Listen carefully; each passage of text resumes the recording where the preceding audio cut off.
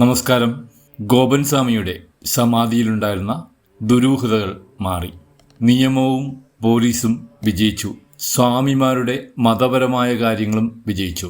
ഇപ്പോൾ അവിടെ ശാന്തമായി. ഗോപൻ സ്വാമിയുടെ 2 മക്കള് അവരുടെ അറിവില്ലായ്മ കൊണ്ട് ചില കാര്യങ്ങൾ ചെയ്തു പോയി. കാരണം സമാധിയെപ്പറ്റി മലയാളിക്ക് കൂടുതൽ അറിവില്ല. ഇപ്പോൾ ആ ഒരു സംഗതി അവര് അന്ധമായി മതപരമായ ചടങ്ങിൽ മാത്രം വിശ്വസിച്ചു പോകുന്നു. അങ്ങനെ പൂജ നടത്തുന്ന ഒരാളാണ് ആ കുട്ടികൾ. അപ്പോൾ അവരത് പോലീസിനെ, ഗോപൻ സ്വാമിയുടെ ആദ്യത്തെ സമാധി തന്നെ അവർ പോലീസിനെ അറിയിക്കേണ്ടതായിരുന്നു. കാരണം സമാധി എന്ന് പറഞ്ഞാൽ ഒളിച്ചു വെച്ച് ചെയ്യേണ്ടതല്ല എന്ന് പഠിക്കേണ്ടതുണ്ടായിരുന്നു. പക്ഷേ ഇങ്ങനെയുള്ള ചടങ്ങുകൾ ഒരു പൈതൃകമായിട്ട് ഇന്ത്യയുടെ ഹിന്ദുയിസത്തിനകത്തുള്ളതാണ്. ശ്രീനാരായണ ഗുരു, ചട്ടമ്പി സ്വാമികൾ, അങ്ങനെ എത്രയെത്ര ഗുരുക്കന്മാർ സമാധിയായിട്ടുണ്ട്. പക്ഷേ സമാധിയിൽ പോകുമ്പോൾ ശിഷ്യഗണങ്ങളുടെ മുമ്പിൽ വച്ചാണ് സമാധിയിൽ പോകേണ്ടത്. ഇവിടെ മരിച്ചുപോയ ഗോപൻ സ്വാമിയും ആ 2 മക്കളും മാത്രമേ ഉണ്ടായിരുന്നുള്ളൂ. അവിടെയാണ് പ്രശ്നം വന്നത്. പിന്നെ ഇയാളെപ്പറ്റി എവിടെ പോയി എന്ന് അറിയാതെ വന്നു. അപ്പോൾ പോലീസ് കേസെടുത്തു. അതിനുശേഷം പോലീസിന് വേറെ ഒരു മാർഗവുമില്ല. അങ്ങനെ ഒരു സംശയം വന്നു കഴിഞ്ഞാൽ പോസ്റ്റ്മോർട്ടം അല്ലാതെ വേറൊരു നിവൃത്തിയുമില്ല.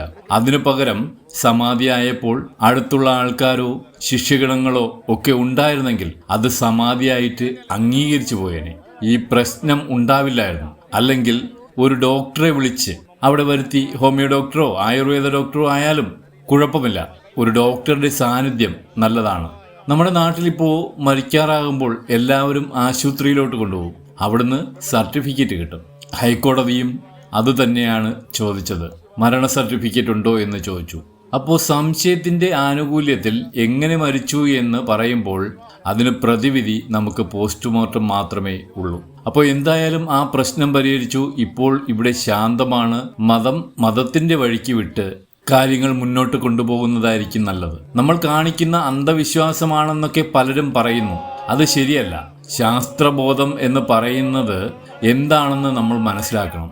ഭാരതീയ അല്ലെങ്കിൽ പൗരസ്ത്യ അല്ലെങ്കിൽ വിദേശ തത്വചിന്തയിൽ നിന്നാണ് മതത്തിൽ നിന്നും രാഷ്ട്രീയത്തിലേക്ക് പതുക്കെ വന്നത്. അങ്ങനെയാണ്. എന്നിട്ടാണ് ശാസ്ത്രം വരുന്നത്. അപ്പോൾ ശാസ്ത്രചിന്ത ഉണ്ടായത് മതത്തിൽ കൂടിയും രാഷ്ട്രീയത്തിൽ കൂടിയും ആത്മീയതയിൽ കൂടിയും തത്വചിന്തയിൽ കൂടിയും തന്നെയാണ് ശാസ്ത്രം ഉണ്ടായത്. അങ്ങനെയാണല്ലോ പ്ലേറ്റോയും സോക്രട്ടീസും ഒക്കെ രാഷ്ട്രം നിർവഹിച്ചു വന്നത്. നമ്മുടെ ഈ രാഷ്ട്രം, ഇന്ത്യ മഹാരാജ്യം രാഷ്ട്രമായത് പ്ലേറ്റോയുടെയും സോക്രട്ടീസിന്റെയും തത്വചിന്തയിൽ നിന്ന് വന്നതാണ്. ഇനി അടുത്ത് ചിലർ പറയുന്നത് രാസപരിശോധന ഫലം വന്നിട്ടില്ലല്ലോ. നമുക്ക് മനസ്സിലാക്കാൻ കഴിയുന്നത് രാസപരിശോധന ഫലവും പോസിറ്റീവ് ആകും എന്ന് തന്നെയാണ്. ഇതിനകത്ത് ആകെ ഉണ്ടായിട്ടുള്ള ഒരു ചോദ്യം ശ്വാസ തടസ്സം മാത്രമാണ്. വായ്ക്കകത്ത് ഭസ്മം പോയി എന്നുള്ളതാണ്. അത് ലങ്സിലോട്ട് പോയോ അതേ സ്റ്റൊമക്കിലേക്ക് പോയോ എന്നൊക്കെയുള്ളതാണ് പ്രശ്നം.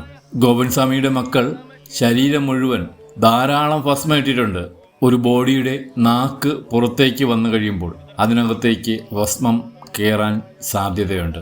കൂടാതെ പോസ്റ്റ്മോർട്ടം റിപ്പോർട്ടിൽ നോർമൽ ഡെത്ത് എന്ന രീതിയിലാണ് വന്നിട്ടുള്ളത്. അതായത് ശ്വാസ തടസ്സം നേരിട്ടിരുന്നില്ല മരിക്കുന്നതിന് മുമ്പ് ഈ ബോഡി. എന്തായാലും ഗോപൻ സ്വാമിയുടെ സമാധി ഒരു മഹാസമാധിയായി മാറി. ഇനി ഭക്തജനങ്ങളുടെ പ്രവാഹം ആയിരിക്കും ഗോപൻ സ്വാമിയുടെ സമാധി മണ്ഡപത്തിലേക്ക്.